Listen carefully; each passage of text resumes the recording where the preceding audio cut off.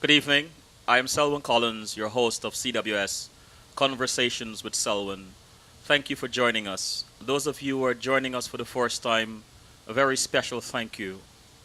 CWS is about having conversations with people about their journeys and how they are using their gifts and talents to help others. With that said, I'm always looking for people who are doing extraordinary things or doing things extraordinarily well and encouraging or inviting them to share their stories. I've been asked time and time again, why not introduce some sensationalism? But I decline because I believe in creating two things: a space where people can be their best selves without being harassed, and also a space where people can consume information and learn about things without being bombarded with negativity. I do believe that positivity and goodness can prevail and can succeed, regardless of how long it takes. And saying that, I want to say to those of you, especially the young people who are listening tonight, that when you have an idea, please commit to it. Find some way of fulfilling it, of making sure that it works. And even if it is not, you're not successful, you might have learned from the journey, or someone might have learned from your journey. Today I had a conversation with a friend, and we were talking about the importance of connecting with each other. And this is one of the reasons why I have conversations, because I think we are never more connected than when we share our stories. But one of the things that he said today that struck me is when we do things without expectations, when we just give of ourselves, and we may think of it as a small thing, but this small thing, the analogy he uses, like a switch. And a switch is usually a very small thing, but it starts large actions and chain reactions. And so I'm saying this to say, never fear to commit to your idea. You have no idea why you were chosen or that idea chose you. Anyway, I'll take a short break, and when I return, I'll introduce our guests for the evening. I am back, and those of you who are joining us for the first time, I am Selwyn Collins, your host of CWS Conversations with Selwyn. Lovely lady next to me is Dr. Terri Pickering. Terri Pickering is an ophthalmologist. She's also a clinical instructor at California Pacific Medical Center and a glaucoma specialist at the Glaucoma Center of San Francisco. She was born in New York but grew up in Barbados. After attending college at Johns Hopkins University and Harvard Medical School, she completed her ophthalmology residency at UCSF. She went to the University of Southern California for her glaucoma fellowship, but obviously left her heart in San Francisco because she returned there to practice in 1999. Please welcome Dr. Terri Pickering. Dr. Pickering, Yes, thank you very much for welcoming me, Selwyn. you're quite welcome. And congratulations on all your accomplishments. It is really indeed a pleasure to have you on CWS. If you weren't a physician, a surgeon, what would you want to be? That's a really great question that over the years I've asked myself. And I think it's a mixture of things. I always like teaching, so I'd like to be a teacher in some capacity. But interestingly enough, architecture as well. I like to work with my hands, work with my mind, and also see the fruits of my labor. So I think building buildings would be interesting as well if I weren't in the healthcare arena. Um, when you're performing a surgery, and I know this I'm jumping ahead here, but Mhm. you give me an opportunity to ask this question. Are you ever thinking of, in preparation, are you ever thinking of construction, of constructing your approach? Absolutely, because one of the things that we talk about, at least in ophthalmology surgery, is wound construction. And it's a big issue in cataract surgery as well. Hmm. You have to be thoughtful at every step of the way. Each step sets up the following step. So it's a building block. to make a procedure smooth or challenging. So, And mhm. it's sort of the analogy is when you enter or when you go into a situation, you have to think about how you're going to come back out or how you're going to leave. Interesting. And that's exactly the same thing with surgery for any field, really. You have to make sure that you're able to finish, complete, and leave without complication. And also that the wound is tight and closed and that you leave the body, the eye intact. What prompted you to want a career in ophthalmology?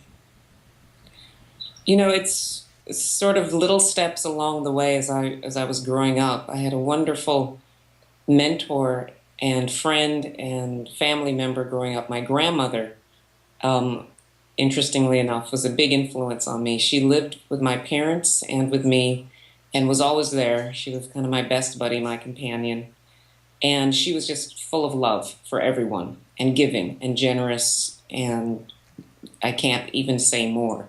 And so that need to give and to serve, and really just to be a good person came from her. It was obviously reinforced by my parents, by my aunts, my family. I then became interested in the medical field because one of my aunts was a nurse. She's now retired, but she was an OR nurse. And her association, the Association of Operating Room Nurses, put out a journal that she would read, and I would look at it as a young child, 5, 6, 7, and there were very graphic photos of surgical fields, open chests, open throats, open abdomens, and I loved them. I thought it was fantastic. I said, that's what I want to do. And that was my example. I I was going to ask you if you recall any words of wisdom from your parents that have shaped who you are today. But please allow me to slip your grandmother in there as well. Sure. It's hard to condense a whole, 18 years of living with someone into a few words of wisdom. But one of the things that she told me that resonates today, and I use it a lot, interestingly enough, with patients in the back of my mind, is um, she said regarding a friend of mine, she said, what the children today need is love. And Love. I kind of expand that in my own life to include my patients, my friends. I try to engage with people from a place of compassion, Hmm. and that's very helpful. And I think it strengthens me in terms of getting through busy days of seeing and interacting with lots of people and having challenges and difficult cases or stress or emergencies. And I'd like to think that it helps strengthen my patients too. In terms of my parents, I just had this incredible work ethic. They worked and then they'd come home and work a little more. I mean, it was just, my mother once told me, because like most kids, I'd want to come home after school and goof off and play and jump and I don't know, whatever kids do. And she pulled me aside and she said, okay, sit down. This is your homework. And just as your father and I go to work every day and come home, but we do this every day, this is your work. This is your job. This is your contribution to this family. And I expect you to take it seriously. And she told me this when I was 5, not 10, not 12, not a teenager. She told me this in kindergarten. So when I was going home coloring little apples and shapes, I was doing it with a great deal of intention because I wanted her to be proud. I know how hard they worked. I know how long and difficult it was for them to get to work and come back and they were tired. And I said, okay, if this is what they do for me, I'm gonna do this for them. And then my dad was just solid. He was just a dad, and he worked. He never complained. He always had a smile on his face. He worked Monday to Friday, half day on Saturdays, and yet always had time to play with me and just be a dad, talk with me. And he said, he said a couple things. He said, always be brave. And he also said, to fail to prepare is to prepare to fail. Hmm. And that's one of the ones I use all the time too. Being born in New York and raised in Barbados, can you give us take us on a journey on your timeline? You're from, let's say, when you're 8 years old, when you were 15, and who you became at 21. Well, when I was 8, I was still in New York. I moved to Barbados when I was 9, and we just, the family as a whole, felt that it would be better for me in terms of education. And just we would be, for my parents, returning home to their families, because that's where my parents are originally from. So we made that decision and we left, and I was very happy. I was able to hang out more and play with my cousins, which, I obviously couldn't do in New York because we were far away. And also, for one of the first times, able to play outside without very close supervision because in an urban setting with traffic and lots of foot traffic, street traffic and foot traffic, you know, someone had to watch very carefully whenever the kids were playing outside. So to have that relative freedom moving to an island, Mhm. I was very happy. So it was a happy move for everyone. From some, The educational system in Barbados, the public system was excellent compared to, frankly, my neighborhood in Brooklyn. So I think that was a positive move for me, education-wise as well. I from our previous conversations, I know you're big on community and the importance of it. But how is being raised in Barbados and being exposed to this Caribbean culture influence you as a woman and as a doctor? Well, one of the things that really struck me is that my grandmother really tried to take care of the people around her. She tried to know the neighbors. She tried to know the people down the street. She talked to everyone, whether we were in Brooklyn or by the time we moved back to Barbados. She cared about the church members. She always talked about this sister at church or the other sister at church and this person who'd lost a job and this person. And she would come to me and say, okay, this lady, she lost her job, she's struggling, and she has 3 children. Let's get some clothes for them. And I would say, okay. And I would go through my closet and we'd find clothes to help with the people at her church. She was always reaching out to people, seeing what people needed, giving them support, extending prayer and positive thinking toward them. And in Barbados, that also resonated personally in terms of extended family. Hmm. So it wasn't just me and my parents, it was my grandmother who lived with us, as I said before, but also my aunt and my cousins, my uncle. They lived 5 houses down the street when we first moved back. I had other cousins on my dad's side and uncles, and it was sort of that concept of it takes a village. We all were just one big village helping each other out and supporting each other. And What do you think if we were to ask your dad to tell us about you? What do you think he would say about you? I think he would say I was, I'll use a kind of a Bajan term, I think he'd say I was well behaved. And and, that I didn't give him any trouble, I'd hope. and your mom? um, and I think he'd say I was a good daughter. I think, Hmm.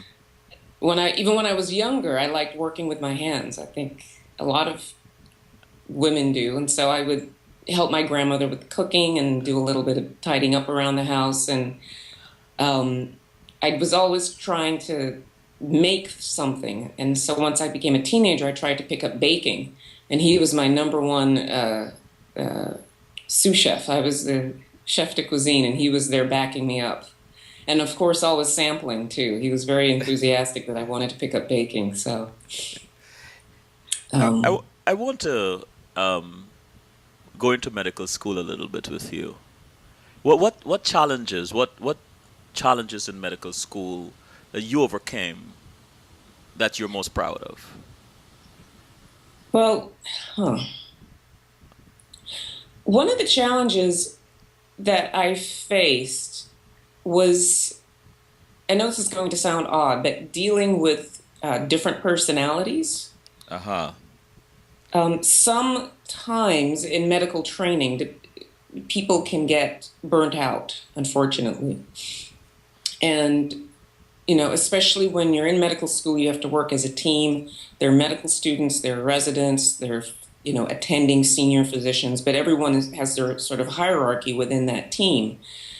And, sometimes some of the senior residents or people who are senior in the team their personality may not necessarily meld or mesh well with your own. Hmm. So that for me was sort of a surprising challenge because up until then, the academic aspect of my career was very simple. I studied, I took my exams. It was sort of solitary, it was very independent. Hmm.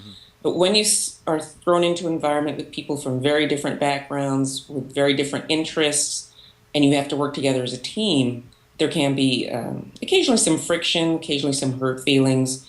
And so I had a very good piece of advice from a very dear friend, also from the Caribbean, Dr. Onika Williams.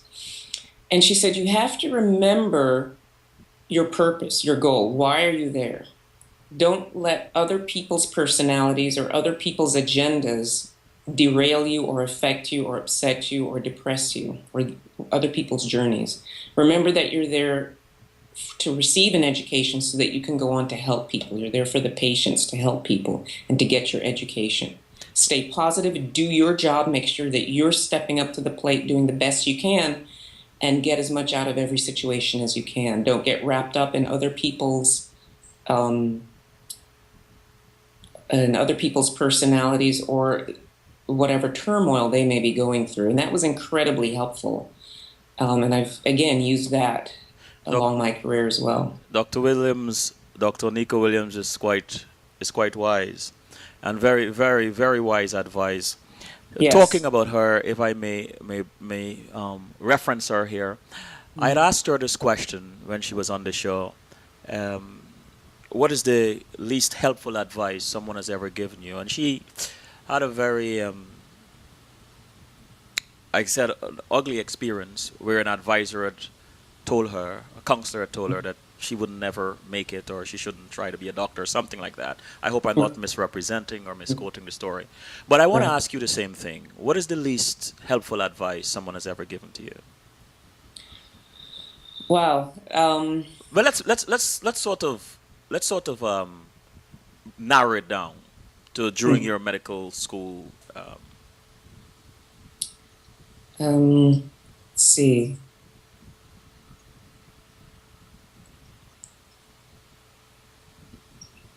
I think the least helpful advice someone gave me was to, how shall I put this, sort of be politically aware in a situation, which I know sounds odd because we're discussing medicine. But by that I mean there's always a group of medical students working together, and we're working obviously to get a certain grade or recommendation as we go through different rotations. So someone told me, well, you have to look at your other classmates and the other students, see who's the weakest link, see who's the strongest, try to align yourself with the strongest. And that was the least helpful information, Mhm. advice. I completely ignored it because it's not really my nature. Um, and that is because you can only judge yourself by your own efforts and by your own standards in terms of your own performance. You know internally if you're working hard, you know if you're studying, you know if you're giving your fullest and trying to continually improve. It really doesn't matter. And I found this is why it was particularly useless. Um, to give the appearance of hard work, you actually have to do the work and show improvement and actually show that you care. You have to actually do the caring, and that's what counts. And people see that. People eventually, how shall I put that? People know the difference between someone who's being genuine and someone who's just showing up and putting on a show. How have you been able to work with various personalities, considering that today you attend conferences, you teach, you lecture, uh, you give talks. How, over the years, have you been able to deal with the various personalities and not allow them to bother you?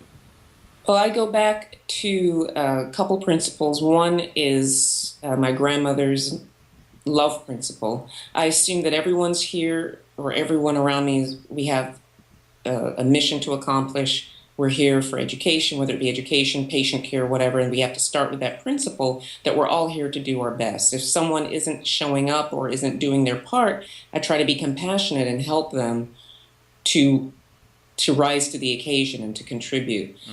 And then I also just go back to my dad, being prepared. You have to make sure that you yourself are doing the work that you need to do in order to contribute and to participate. Don't necessarily, you shouldn't really be so outwardly focused. Be inwardly focused as well. I like. And then, the other advice, which is don't get caught up in other people's situations. Focus on your job, on what you're doing, and usually things turn out well. How would you describe what you do? What I do is very simply eye care with a focus on glaucoma and a secondary focus on cataract. It's the diagnosis and treatment of a variety of different types of glaucoma in adults and coincidental cataract as necessary. Um, I also make an effort to educate my patients as a physician about health in general and also um, educate them about their condition. And what I also do is educate and mentor residents and occasionally medical students too. How do your patients usually react when they first heard that they have glaucoma? It varies tremendously, and most people, fortunately, are very calm, and I think part of that is because they don't really know what it is, and I think, as I speak to them and try to explain to them, in the back of their mind, they're thinking, well, I got to look into this. I got to figure this out later, but I'm not really sure what's going on, and I do my best. Most people are pretty calm. A surprising amount of people have not heard of it before. They don't know what it is. And so in that regard, they're not alarmed. Or, I'd still get maybe 2 out of 10 patients, 1 in 5 patients who's very upset, tearful, and crying. Typically, those are patients who unfortunately have a family member who's gone blind, so they get very fearful. Um, they know or they become afraid of going blind themselves. And then rarely, maybe 1 in 20, I have a patient who just says, I feel fine, I see fine, I don't have any pain, I'm doing okay, so I'm going to blow this off, and I never see them again. Well, what do you remember about your first surgery? I remember being in almost a trance-like state. I was just so focused and so determined to do every step perfectly that it was almost being on a higher level of thought.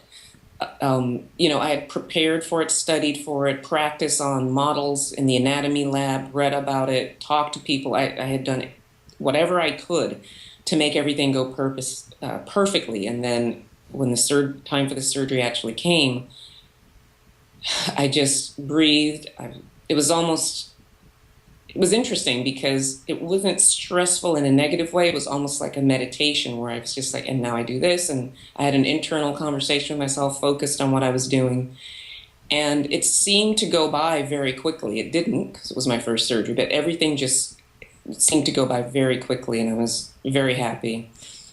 Talking about practice, what advice you have for medical students pursuing surgery when it comes to practice and dedication?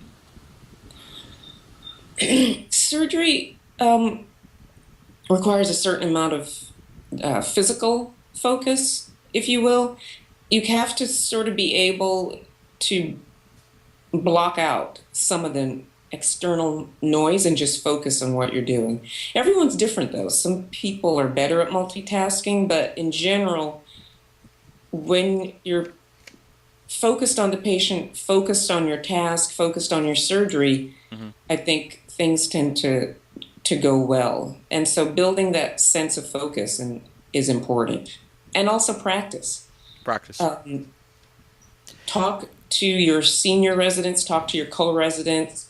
It's really important to have that group conversation and not be sort of an island off on your own. We learn so much from each other. I have colleagues in practice now, and and it's stimulating. I'll go to them and say, well, how do you approach this type of eye? Do you have any tips for this? And I'm still learning, still growing from my colleagues in glaucoma and in cataract surgery. It's really great. It's a very stimulating, rewarding um, medical practice.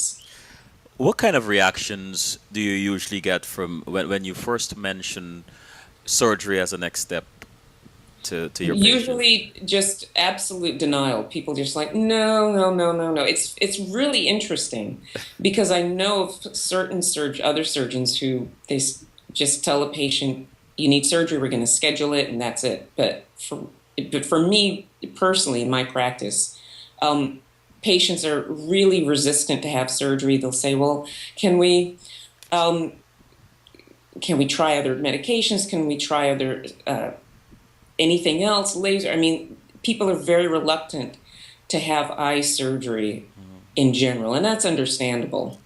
And so there's denial, there's reluctance, there's fear. And then people kind of get past that point and they get into the arena of seeking information. And I'm very open, of course, to answering questions, giving them what information they need, and directing them to resources that can help them. What is the information you give to patient the first time you talk to them about glaucoma? The information I give is just a verbal explanation about glaucoma being an optic neuropathy, meaning a disease that damages the optic nerve. And that is kind of the very simplest Hmm. uh, And, definition of glaucoma. and you pass on more information to them as you get them? Yes, we have informational booklets, pamphlets, and we work closely with the Glaucoma Research Foundation, which is a nonprofit organization looking for a cure for glaucoma. They support research, but they also support patient education. So they publish a free pamphlet 3 times a year, every 4 months. And I encourage my patients to sign up for that. I think it's important um, that we as adults really educate ourselves about health matters and really become involved in our own health care. The old uh, sort of routine of just doing whatever the doctor says, while that's helpful, it's not enough. We have to educate ourselves and be informed and aware of our own conditions. So the pamphlet that comes out 3 times a year is very helpful because it just stimulates people to be compliant with their medication, to understand their disease, and also to be engaged. And it reduces fear, I think, and increases understanding. And I'll have patients say, oh, I looked at the latest issue of Gleams, and I got some tips on how to better instill my eye drops. Or, oh, I see there's research going on in glaucoma. That's exciting. I feel positive. I feel hopeful. So for me, education, knowledge, teaching, it makes everything better. You believe in putting patients first. And Absolutely. and so how do you how important is trust in this doctor patient relationship, especially when surgery is the next step? Trust is everything. I think trust is okay, perhaps not everything, but trust is maybe 75%, skill is 25%. And I know that may sound odd, but I think it is critical for patients to trust their surgeon, to trust their physician, and to trust that they're down the right path. I'm very open minded about this. And I tell my patients who are hesitant, who are scared, I said, let's talk about this some more. But more importantly, let's get you a second opinion. Let's have a fresh pair of eyes look at your case, look at your glaucoma, see if they can come up with other suggestions. If you're hesitant to have the surgery, maybe would like to interact with another physician. And a lot of patients are actually incredibly relieved to hear me say that because, it's in the public arena. Hmm. People are encouraged to seek second opinions, but they often don't know how, especially with such a specialized, detailed field like glaucoma. They're like, well, who do I go to? And I'm very happy to refer them, and I give them choices. I even set up the appointment myself, send over notes. I think it's important to have that open-minded approach to patient care. And I tell them, look, this is your eye. You have to do what's best for you. Hmm. If you find another surgeon or another approach that you prefer, I support that. Let me help you with your decision making. If you'd like to come back to me and discuss the other doctor's findings, that's also great. And I think people are sometimes surprised that I'm that open-minded. But ultimately, it's not about me. It's about getting this patient the care that they need. I'm going to ask you two questions, and then we'll take a quick break.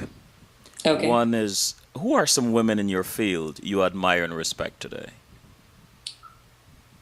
I really admire and respect Mildred Olivier. She's a glaucoma surgeon in Illinois. I believe she's in Wheaton and also in near Chicago. She's of Haitian descent, and she, for lack of a better word, she's a dynamo. She does research, she teaches, she lectures. She really strongly supports African American residents and students getting involved in the sciences, getting involved in medical care, going to medical school, becoming ophthalmologist. She's really gung ho about that. She supports research and helps organize a competition for medical students and residents to promote ophthalmology and do ophthalmology research and present their research in poster form Hmm. at the National Medical Association, which is the um, Association of African American Physicians in the United States. I admire her also because of her personal life and her personal dedication. Talk about someone who's dedicated to community because of her Haitian descent. She actually did go to Haiti after the hurricane and earthquake and donated her time free to help people and to work with her colleagues there and to provide emergency eye surgery. And, my heart really, really goes out to her. And the Another, I'm sorry? sorry, no, go ahead. Another woman in ophthalmology I admire is Susan Day, MD. She's local here in San Francisco. She's just stepping down from her position of chair of ophthalmology at the Department of California Pacific Medical Center. And she was actually the first president of the American Academy of Ophthalmology, first female president of the American Academy of Ophthalmology. Wow. And she's self-effacing, humorous, delightful. And when I came here to practice, when I came as a medical student, she welcomed me with open arms and was always supportive of my practice, supportive of me as an individual, happy for me with my achievements. And when she became president of the American of Ophthalmology, I thought, is that my friend Susie? I was just like blown away. And then I saw her accomplishments in her teaching, and so I'm really happy for her as well, and really found her inspirational and supportive. Awesome. And the last question before the break. What Mhm. led you to decide on ophthalmology as a It goes back to spending my childhood with my grandmother, who basically helped raise me, especially since both of my parents worked. We were very close. I really liked her telling, hearing all of her stories about her life, her influence in my own life, and I just love being around older patients. And of course, because of the practice, ophthalmology does tend to serve somewhat of an older patient base. And but I love surgery. I love detailed surgery, and I also like making people happy. And cataract surgery, ophthalmology is one of the few things that you can do to someone as they get older, much older, that you make things better. Say. As we age, so much, deteriorates, degenerates. You're just like getting one bad piece of bad news from one doctor after another. But when I say, you know what, I can actually take out your cataract, put in a new lens, help you to see a little better, and then the next day they come in, the eye patch comes off, and their face just lights up, and they're so happy, and they're like, wow, the colors are so bright, I can see TV, I'm driving. It's just great to give something back to someone, Hmm. especially as they get older, to make them happy. And we'll take a short break, but I would like you to think about this question. What are Sure, some common fears and myths about ophthalmology? absolutely. All right.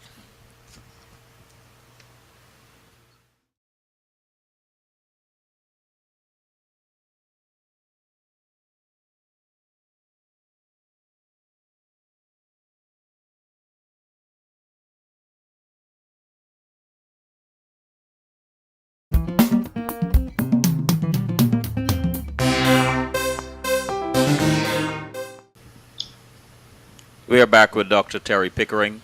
Dr. Pickering, the question before the break is, what are Mhm. some common fears and doubts about and myths, sorry, about ophthalmology? Thanks for welcoming me back, Selwyn. When it comes to eye care, it's very interesting. Some of the common myths are that people have an idea that if there's something seriously wrong with their eye, they'll have symptoms.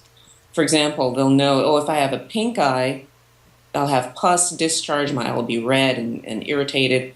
And they know, oh, well, if I get a cataract, my vision will get cloudy. So I'll know if it's happening. So they have a sense that if something's going on with my eye, I'll know because it'll affect my vision immediately. The problem is that, ironically, whether it's a pink eye or an eyelash in your eye or a scratch on the surface or even a cataract, the conditions that we do notice about our eyes tend to be the least potentially damaging to our eyes. We can easily treat um, pink eye infections, easily take care of a foreign body in the eye, and cataract surgery is relatively routine for most people today. And those conditions are easy to treat, easy to cure. Unfortunately, the conditions which are not easy to cure have no cure, like glaucoma and some types of diabetic retinopathy, have very few symptoms, especially early on, and you have to be examined. You don't notice them right away. So the irony about eye care, which is kind of a common myth, and eye diseases, is that the diseases that are most potentially damaging that can actually cause blindness don't cause a lot of symptoms, especially early on. So that's why I like to get the word out about glaucoma. Is we also kind of describe it as a sneak thief that steals vision in the night, because you can have glaucoma and have no pain. You don't notice any vision loss or any loss of your visual field until you're formally tested, especially early on in the disease. And like any condition, we want to catch glaucoma early on, and other conditions like diabetic retinopathy or macular degeneration early on. Because even though we don't have a cure for these conditions, I can't say, oh, take a pill twice a day for a week for your diabetic retinopathy and you'll never have diabetic retinopathy again, or glaucoma. These conditions are very, very treatable, especially early on, especially the earlier we catch them.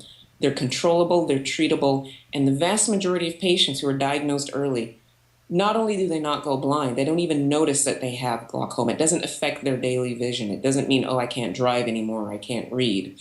So that's one myth, is that people will kind of know if they have glaucoma. It's like, no, unfortunately, no. Most people, 99%, don't know they have glaucoma. And the other myth is the flip side of that, meaning, oh, if I have glaucoma, I'm just going to go blind. It's not treatable. What's the point anyway? And that's not true. We have, like I said, many patients don't go blind. The key is early detection, early diagnosis. And then another myth is that what we do to eyes, whether it's an examination or surgery, is going to hurt. That's typically not true. Of course, nothing is pain-free, but there's so many advances now with anesthesia and surgery that many patients experience of surgery, whether it's cataract surgery or glaucoma, is relatively pain-free or very low pain, not as bad as they thought.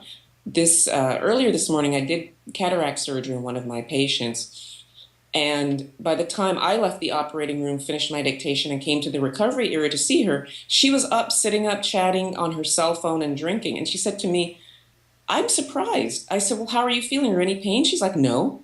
And I said, well, why are you surprised? She's like, well, because you talked to me. And I said, yes, you were awake. We talked through the cataract surgery. I did that to make sure that I was reminding you to hold still, and everything went smoothly. And she was just very pleased. So, Wow. of course, everyone is different. But for the vast majority of patients, it is not an unpleasant experience to either care for glaucoma, have it diagnosed, or even, if necessary, eventually have glaucoma or cataract surgery. What is a dilated eye exam, and how would you encourage patients at risk for glaucoma to get one? I encourage all adults, once they hit about 40, the magical age of 40, to go in and get a dilated eye exam, whether they've had one or not. If possible, by an ND, by an ophthalmologist. If you don't have access to an ophthalmologist, go to a good optometrist. Our colleagues who focus more on glasses and contacts, but have your pupils dilated. A dilated eye exam means that the iris, the brown or blue or hazel part of your eye, is dilated with eye drops, opened up.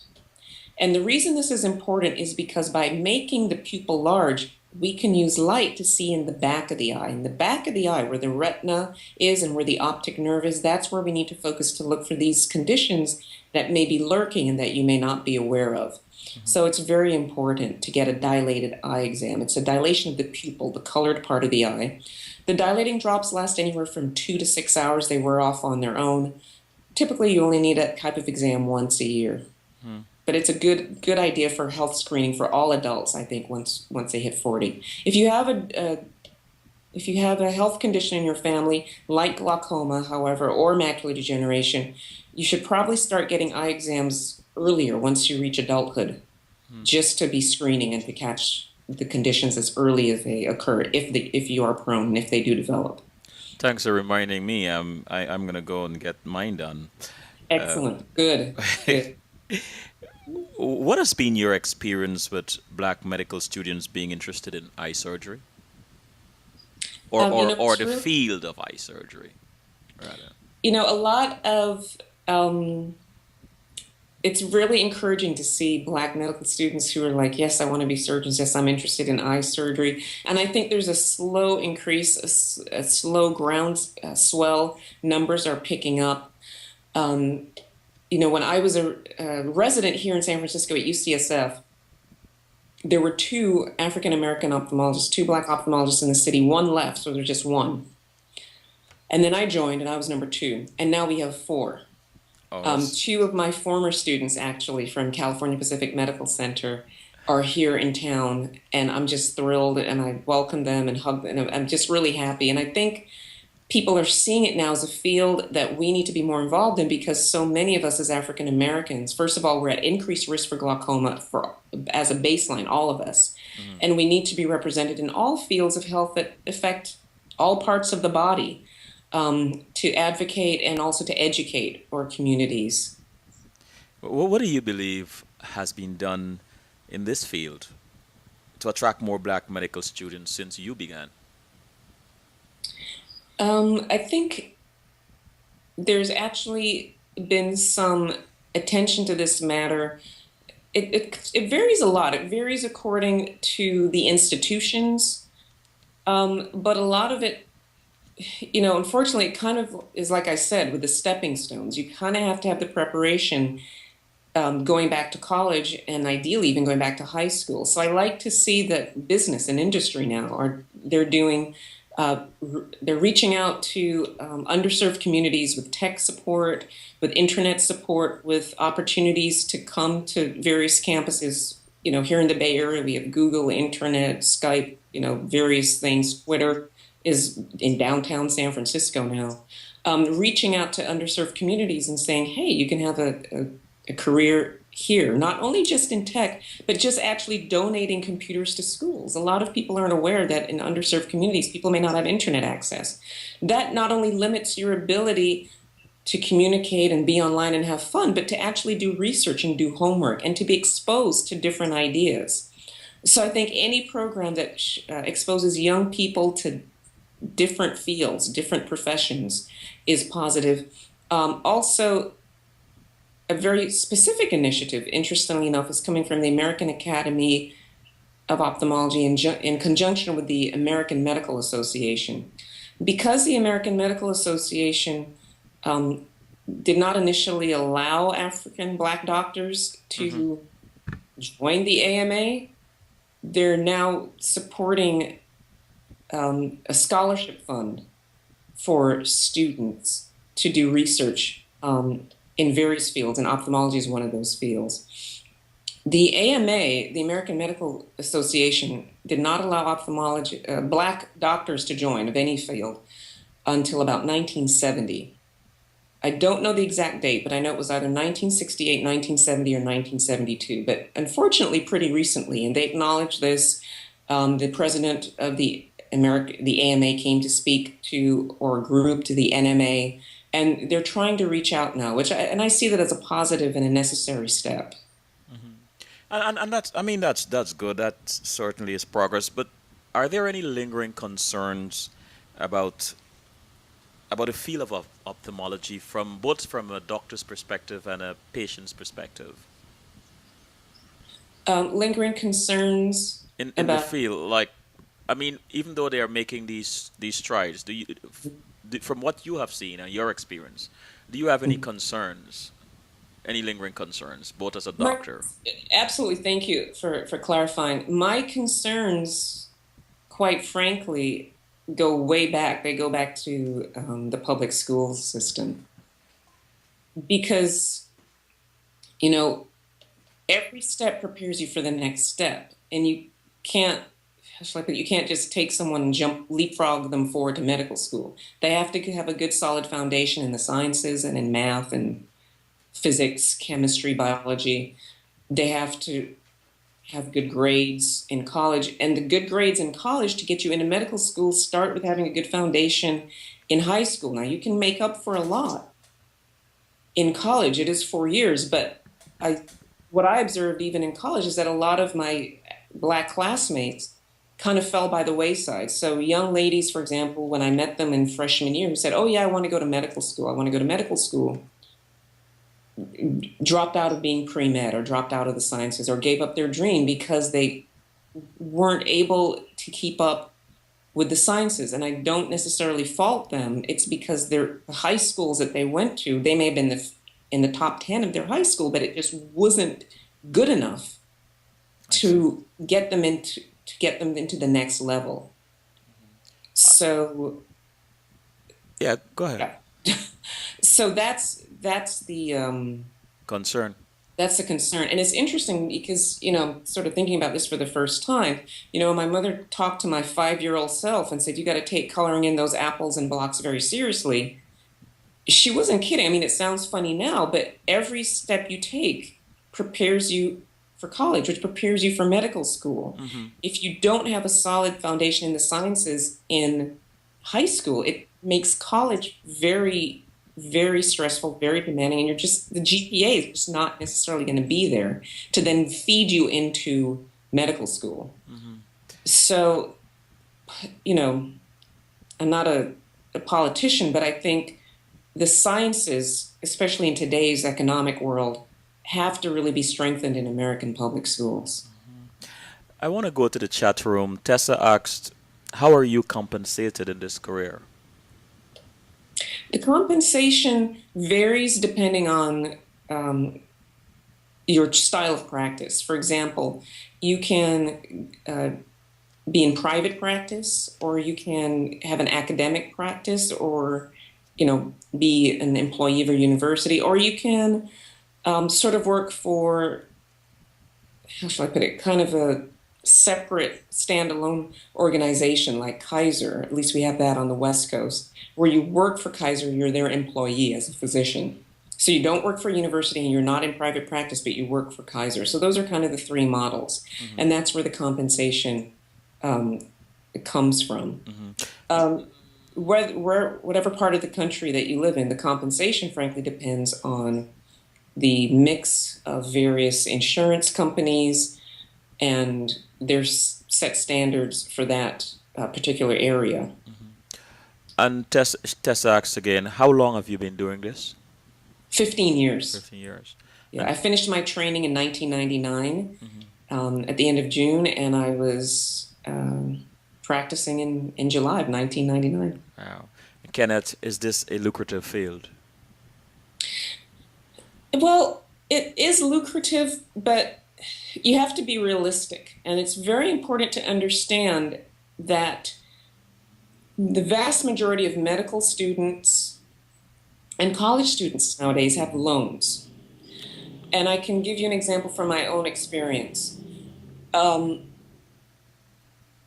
when I finished my training and I became a resident, and when I finished my training and started practice, I was very excited and so on.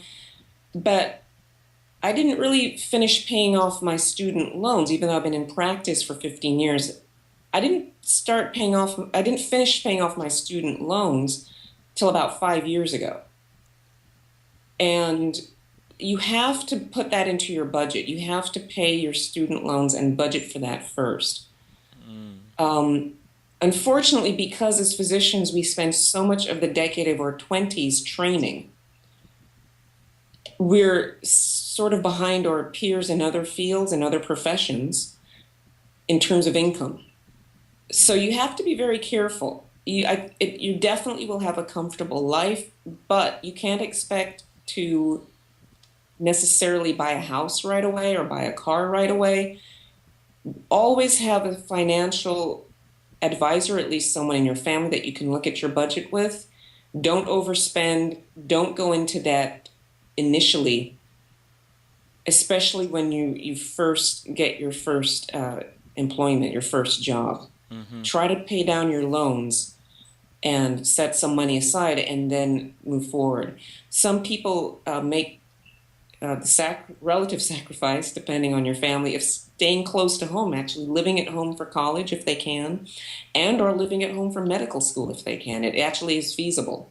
Mm-hmm. People will, take in roommates. I mean, it's not a lucrative field in the fact that the minute you're a doctor, you're going to make a lot of money. You will have a salary, but you will have a lot of debt.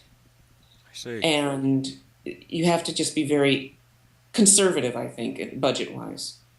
Having said that, if you take your time, if you pay off your loans and you put some money aside and frankly just don't spend more than you make, put some money, you will be able to buy a home and have a car. But it's not the kind of field now where you can go in and say, oh, I'm going to be a doctor and I'm going to be rich. For a couple of reasons. One is that for a couple of decades now, that hasn't really been the case. Because the cost of medical education and college have been rising so rapidly, but also because the compensation is declining. And this is a reality that's tough, but it is true. The healthcare costs in the United States are quite large, and across the board cuts will be made. And physician reimbursement, whether it's for medical practice or surgical practice, is decreasing. So I think it is important for people to understand this is not a get rich, definitely not quick, and perhaps not get rich Mm. Hmm. field either, but you will have a very satisfying career and you will always be employed pretty much. Um, and you'll be very happy. It's very fulfilling. Okay. I really wouldn't want to do anything else. It's a great profession to be in, to be a physician. What are some preventative steps that are available to people at risk of contracting cataract or glaucoma? So, first of all, that's a really good point. Thank you for bringing that up. Um, there's a lot that we can do to help ourselves. Some diseases are genetically based, and whether you get it or not is sort of dependent on your genes and the luck of the draw. However, even with those conditions, such as glaucoma, early detection is so critical. And to me, that's a part of self care. That's a part of prevention, if you will, is actually being examined, being aware that we're at risk as African Americans, number one, and B, getting checked. We don't specifically have any preventive measures for glaucoma, unfortunately, but early diagnosis is so important again. The earlier diagnosed, the easier it is to treat and control. And again, when people are diagnosed early, they can easily live their whole lives, vast majority of people, without even noticing that they have vision loss or vision difficulties, much less going blind. Mm-hmm. In terms of prevention, there are some factors that make a difference with cataract. UV exposure, so sunlight. We all love it. It's great for us. But just like we protect our skin with sunscreen, we should protect our eyes from UV exposure as well. A lot of sunlight has been implicated in increasing how rapidly cataracts develop. So sunglasses with good UV protection or a hat is a good idea too. I'd like to bring hats back. I like a good hat. It's stylish. It protects your eyes and your skin, protects your face, and a little bit of the neck too. So hats are good.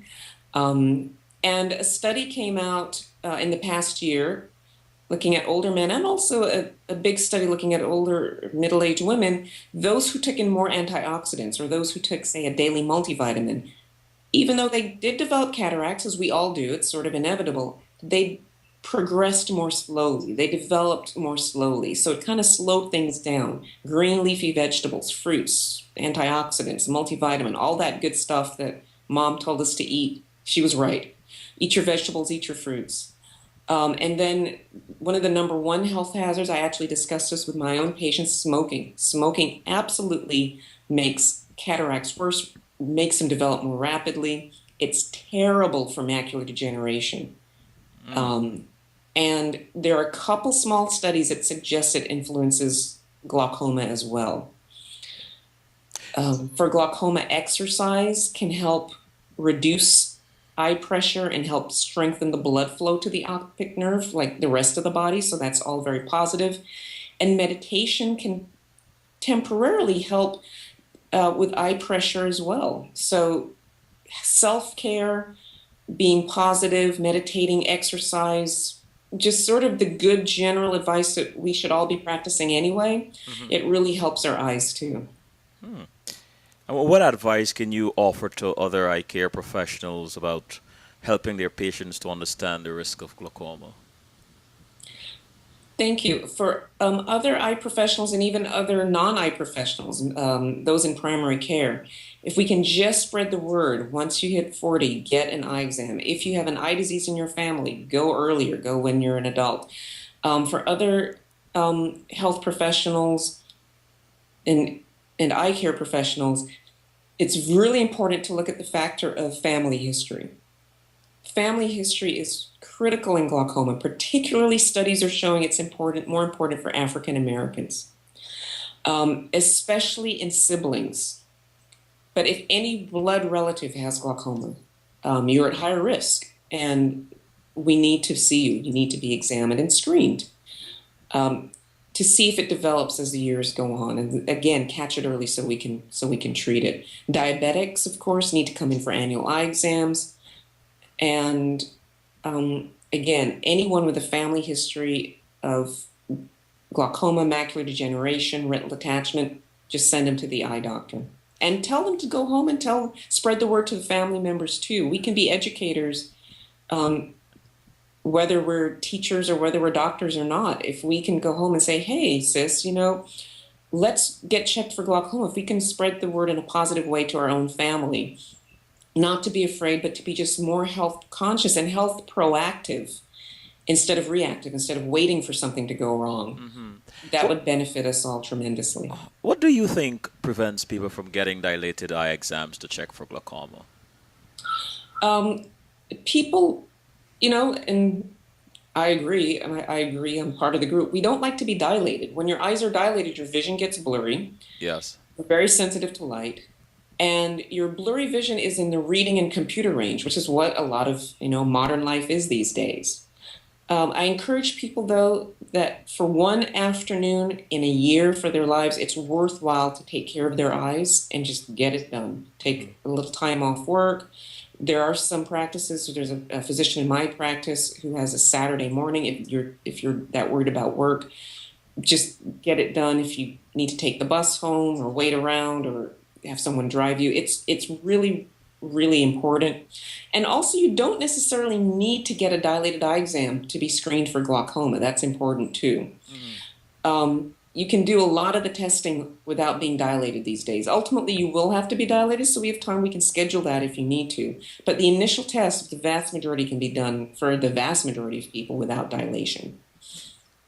Let's I want you to take a break, but I want to leave this question with you. What type of patient do you work best with, and which patients gets the best results? Thank you. Okay.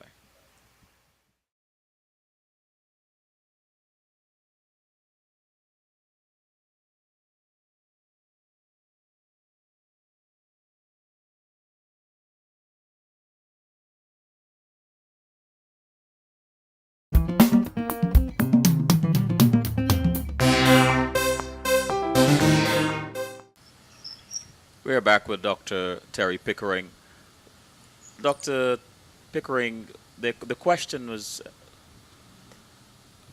what type of patient do you work best with, and which patients gets the best results? The patients I work best with are those who are engaged in their own care Hmm.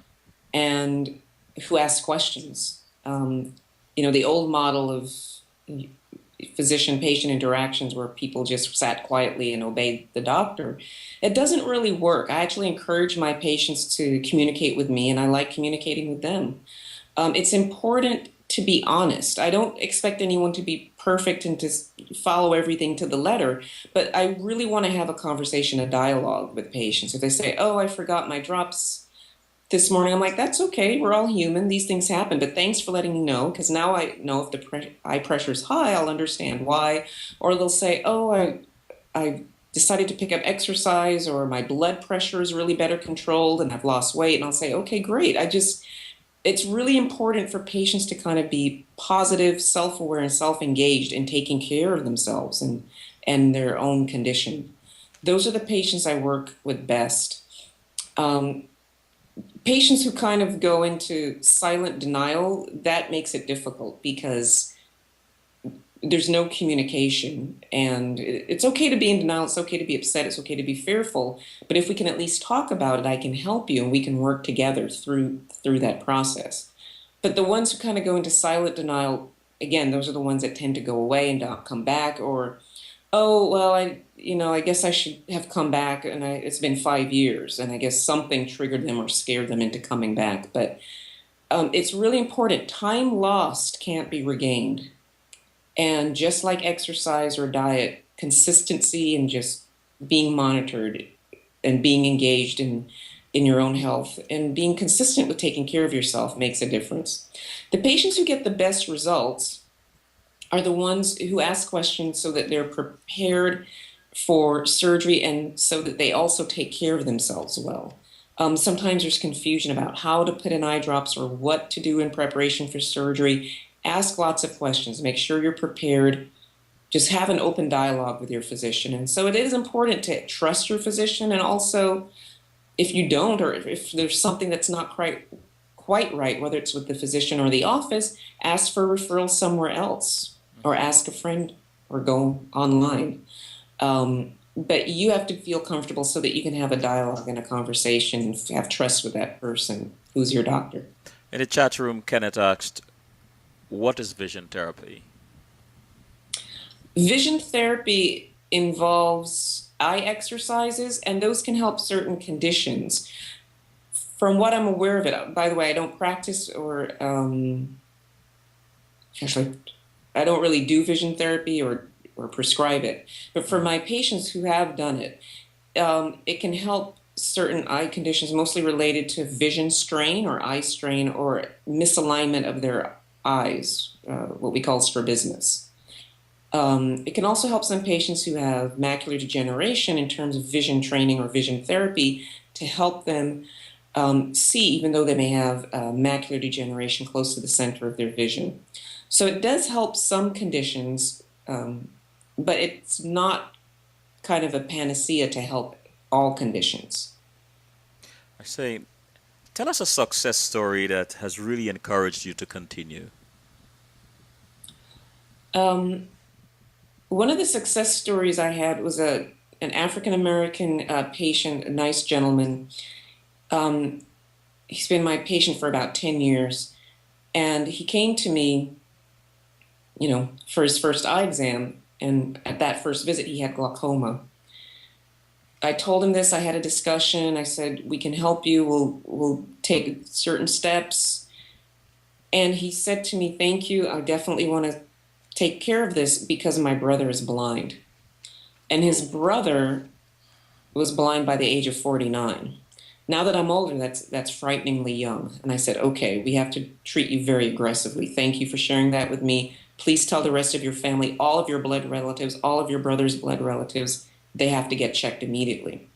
Because he was in his late 40s when he was diagnosed with glaucoma. And I said, "We're going to work together. We have to fight together. It takes both of us we want to try to prevent you from going blind from glaucoma." Hmm. And ultimately, he did require surgery, and he's since stabilized. Awesome. And just knowing that he's now in his late 50s and he's not blind and that he's stable, it, I, I know he's happy. It makes me happy too. It really to be able to help someone and to really positively benefit their life. So when it's really in your family, it hits home. And for African Americans in particular, family history is crucial. Mhm. Ask at Thanksgiving, ask at Christmas, ask at birthday parties, reunions. Anyone with glaucoma, any aunties, any uncles, grandparents, did anybody have glaucoma? Oh, yeah? Tell everyone, get tested, all the blood relatives. And frankly, all African Americans, by the time we're 40, we should be tested. But if you have a family history, don't wait till you're 40, start earlier. In the chat room, Venny asked, "What is most challenging about what you do?" The most challenging about what I do is that there's no cure for glaucoma.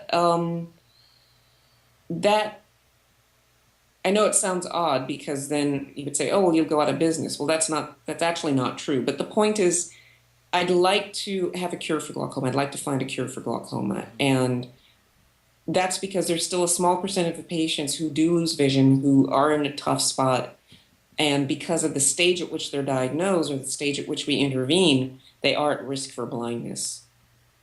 Well, Some have already gone blind already in one eye, and so we're left with kind of one eye to work with. And so that is a frustration. Because glaucoma is so complex, because there are many different types of glaucoma, because there are many different genes for glaucoma, we're still discovering genes. Um, it remains a very challenging condition to treat, but still very worthwhile. The other challenge is prevention. If we could find a way to prevent damage from glaucoma, if we could find a way to even strengthen and regenerate the optic nerve, that would be great. But there's lots of basic science research going on in this area. And so there's lots of hope. so I'm waiting. sorry, how would you say your profession has developed over the last 15 years? 15, sorry. Sure. Definitely, people are much more aggressive about treating eye pressure. A big development, um, which came about in the late 90s, sort of early 2000 time frame, was recognizing how important corneal thickness is. I know that seems like an odd thing to say, but the impact of corneal thickness and realizing that some of the eye pressure measurements that we take are artificially low has sort of revolutionized glaucoma. New medications have come out, and I think because of that, with their ease of dosing, people across the board, I think, are diagnosing and treating glaucoma a lot earlier, and that benefits everybody. And in fact, a study came out looking at the rates of blindness from glaucoma in previous decades versus the last 20 to 30 decades, and it's dropped almost by half. So the word is getting out that glaucoma, A, needs to be diagnosed early, and B, go ahead and start treatment. What is a typical day of work for you, Dr. Pickering? A typical day of work is 9 to 5. My hours are quite reasonable, no Mhm. complaints. And I'll typically see about 20 to 25 patients a day. Um, and they're a mix of patients. About 85% will have glaucoma. Another 15% come in just for general eye exams, or they come in because they're diabetic and they come in for their annual eye exam and they want me to do it. But most of my practice, about 85%, is glaucoma patients. I'll see patients that are screened, kind of given an initial minor screening by my technicians. Then I go in, I check the eye pressure, I take a look at the optic nerve, and I decide if they need further testing like a visual field or scanning of the optic nerve thickness or photos of the optic nerve or an examination of the drainage angle or check of the corneal thickness. So I kind of see what people need at that time. And I like to check in also with my patient's health at least once a year, if not twice. I check in and say, hey, what medications are you using? How is your blood pressure? How's your diabetes? And it's really important that these factors are controlled because the optic nerve has blood vessels too. The optic nerve is a part of the body. It has to be healthy and has good blood supply. So anything that affects your cardiovascular health is going to affect your optic nerve and glaucoma. And yeah, so that's a typical day, except for Wednesday. Today, Uh, actually, is my operating room day. This is when I do surgeries, anywhere from one surgery to five or six. I also assist colleagues in my practice, so we all operate on the same day, and they assist me. It's a great practice. We're very collegial. We help each other out with tough cases. We're always sharing ideas, tips, techniques. And it's nice sometimes to have another pair of eyes and pair of hands in the operating room on challenging cases. In the chat room, Vinny asked, any advice for students? I came on late, so I don't know if you addressed this. Okay. Advice for students. One of the things that you have to do is be focused and about what you intend to do and research what you want to do. If you are fortunate enough, you can contact, if you're interested in medicine, regardless to ophthalmology or glaucoma, but if you are interested in medicine, a great resource is the NMA, National Medical Association. It is the African American version of the AMA. We have specialists in every field, and the NMA can help direct you and give you some guidance, or even set you up with a mentor who you can shadow them. I did that when I was in college. I actually shadowed a physician who was at Johns Hopkins Medical Center because I was at the college, and I thought I wanted to be a cardiothoracic surgeon because I just loved surgery and I loved the heart, and I was like, wow, this is great. This is what I'll be going into. And along the way, I changed. But the point is, my zest for medicine and my zest for surgery remained the same. I just kind of switched which field I went into.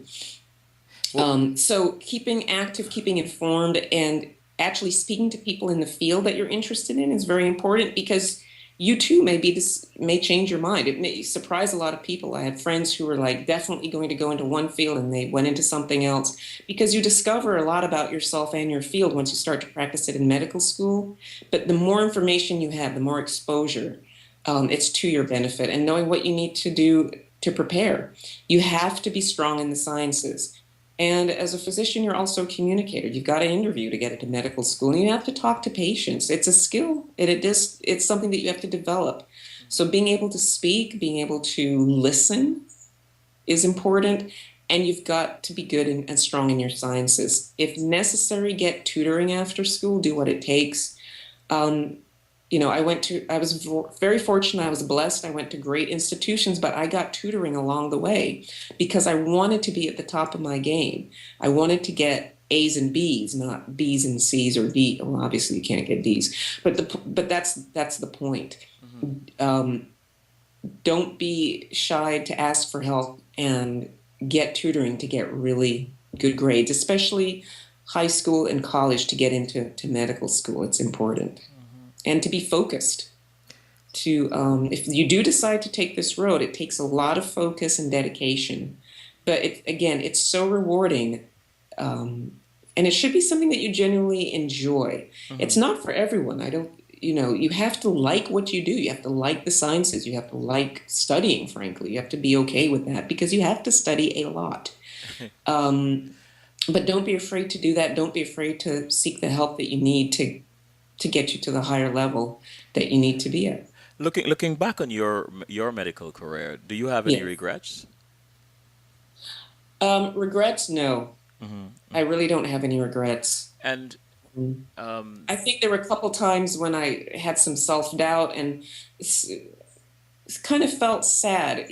Medical school is tough for a variety of reasons. It's not just the obvious, that long hours in the hospital, the long hours of study. Emotionally, it's challenging because you're taking care of sick people. And I had been blessed with health, and my family members, for the most part, we were very healthy. I didn't have anyone chronically ill at home, and so to be around older folks or even young people, pediatrics was just heartbreaking. what I'd never been around sick children, so being emotionally open to that and having support from your friends, your colleagues, your family, it's important. what have you learned about yourself as you kept doing more and more glaucoma surgery? What have you discovered about yourself? I discovered that I have the good news is that I have the capacity to learn. I've picked up a new procedure Hmm. And I'm refining my surgery along the way. The other good news is that I'm still learning, and that is one of the joys of medicine. Whether you do surgery or go into a non-surgical field, there is always new information, new research, new drugs, new techniques, new data, new ways to treat people. We're always constantly trying to improve medicine and to learn more as physicians, and that's a beautiful part of our field.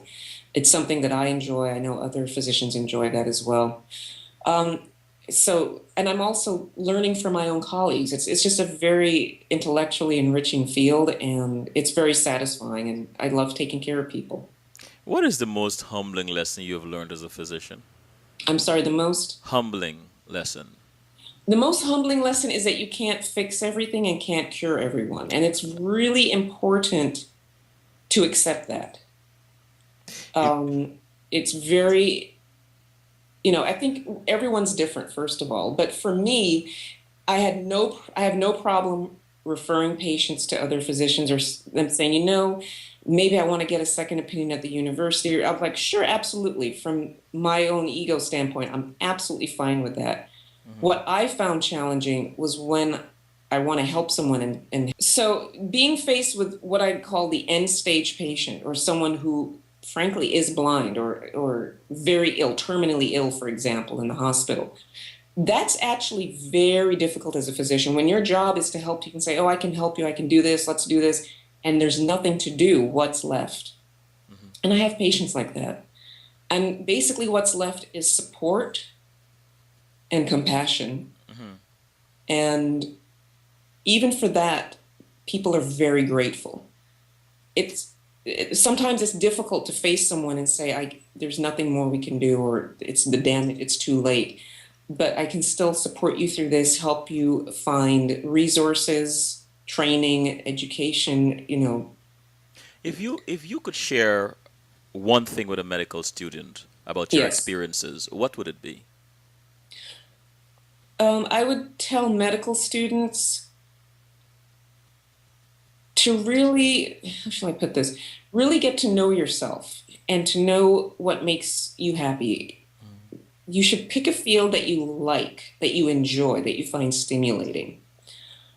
Because that joy that you bring to your profession will it'll show, and it will also spread to your patients and to your practice. I would also tell them to be focused. Just, medical school seems interminable. To the audience, I'm a Skype newbie, but That's okay.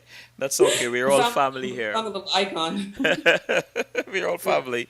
Um, what are you most proud of, Dr. Pickering? um, wow, that's tough. Okay. Well, I, I guess I'd say I'm most proud of the fact that I I know this is going to sound weird, but that I finished, that I actually completed completed medical school and all my training and didn't just kind of give up in exhaustion or frustration.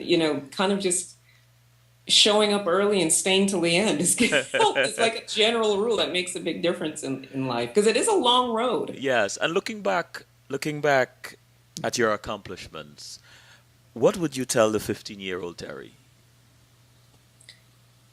Wow, at 15, I would say don't be quite so intense. and and you will accomplish your goals. Just stay the course, just stay focused, practice, and just remember all the good advice and the love from family and friends. Everything's going to be okay. What is one thing about you that most people do not know that might surprise them? I like to be in the water, Really? and that is especially surprising because I don't know how to swim. But I love being in the water. I'll snorkel. I'll do anything close to shore. And I have a ridiculous yellow personal flotation device. It's like this. It's like a vest, but I'm so paranoid that I have my own, and I travel with it if I go someplace with a beach, and I'll wear it, and then if I feel like I can float, I'll do anything. So yeah. So even though I don't know how to swim, I do love being in the water. I love kayaking. I love pools. I like splashing about. Yeah.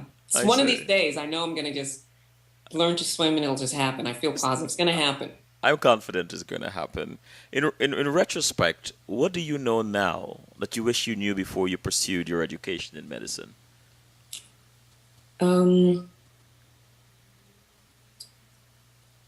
I guess I wish I knew, getting back to the financial issues, Mm-hmm. that, you know, unfortunately, I didn't realize, because I still kind of had stars in my eyes. I thought, oh, the minute I'm finished with my training, I'll have this great salary. I'll just spend money and blah, blah, blah, and I'll buy this and that. That's not true. You've got to pay off your, you really have to pay off your loans first. Mm-hmm. And, I did along the way, but it was kind of a little bit of a wake up call to realize, oh, wait a minute, I still kind of just have to wait. I can't just run out and buy a new car. Can't buy a house. I was living in an apartment. But the point is, just take your time, pay down your loans, and things will happen gradually. But just as medical school is sort of a delayed entree into the work world, so is sort of the financial gain as well. It will come, I see. and you will be financially secure, but you have to be patient. When is the last time you laughed unusually hard? Well, this is embarrassing, but I do have a relaxation mode. I like to watch silly TV, anything funny on TV. And Joan Rivers just cracks me up on Fashion Police. Uh, It's one of the few shows that I'll watch and just bust out like laughing. It's not a sitcom. It's not canned. It's not expected. It's just out of the blue. She's completely outrageous, and it's fashion. It's clothes, so I like that, and it's just hilarious. what do you look forward to doing on weekends? On the weekends, I like to exercise. To be fair, I don't often get as much of a chance during the week to exercise consistently, so I like to do that. And because I'm in the Bay Area, I'll often take little rides or trips with my husband, and get together with friends in the area. So Hmm. just relaxing. What are your goals and dreams for the future in this career? My goals and dreams for the future in my career are really to learn more surgical procedures. There's some new surgical procedures on the horizon. They haven't been approved yet by the FDA, so I look forward to that. Hmm. And to continue my educational efforts and just spreading the word with my patients, my the residents that I teach, and just with other physicians in general, to spread the word about eye care and getting a good, thorough eye exam Hmm. in adulthood. Those are my Finish this goals. sentence. The best part of Sunday evening is, A nice dinner with my husband. and in the chat room, Jen asked, "How are you different from other ophthalmologists?" The one difference, well, I'm not so sure that I am, but I will say that one of the things that people comment about to me is the fact that I really go out of my way to try to help and to support my patients. So, and I really extend myself to them as much as I can. I try to give really 100% at work, and do everything I can to assist them.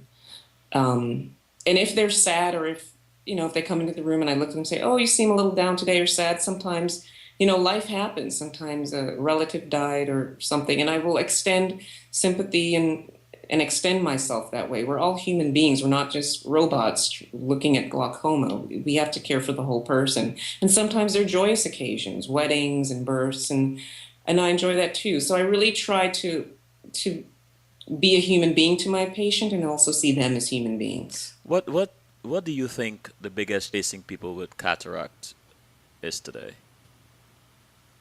The biggest challenge is, I think there are decisions amongst different types of lenses now Hmm. that can be implanted after the cataract is removed, and sort of making that decision.